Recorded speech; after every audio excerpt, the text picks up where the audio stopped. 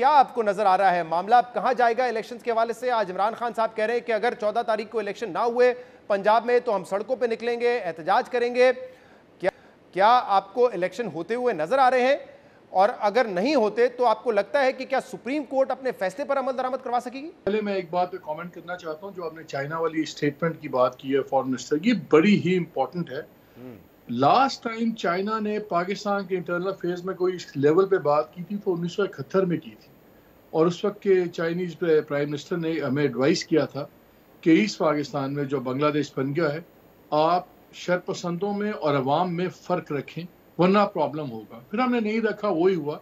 तो ये किसी चाइना जब इस तरह की बात करता है फॉर्मल लेवल पे, ये बहुत ही सिग्निफिकेंट है। और मालिक साहब, यहाँ पे कोई ये भी नहीं कहेगा उठ के कि मदाखलत है या साजिश है हमारे मामलात में।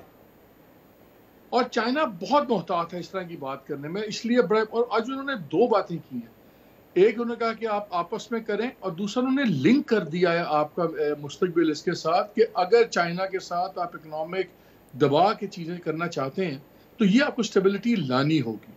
और देखिए जो चाइना अब रोल प्ले कर रहा है, सऊदी अरेबिया ईरान में सुलह, अच्छा चाइना रशिया ताल्लुकात और बहुत डीप हो गए हैं। अफगानिस्तान में हमारे से ज़्यादा चाइना की चल रही है इस वक्त, उनकी सुनते हैं।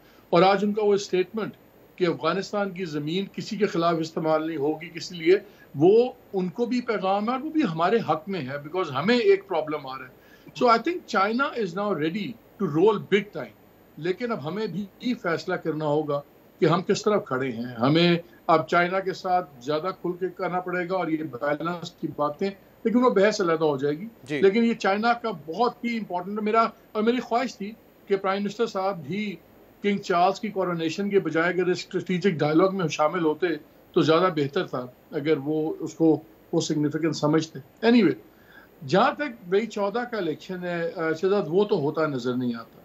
और मेरा ख्याल है कि सुप्रीम कोर्ट के पास भी एक बड़ा अच्छा मौका है अपने आप को भी इससे निकालने का, और दूसरों को भी।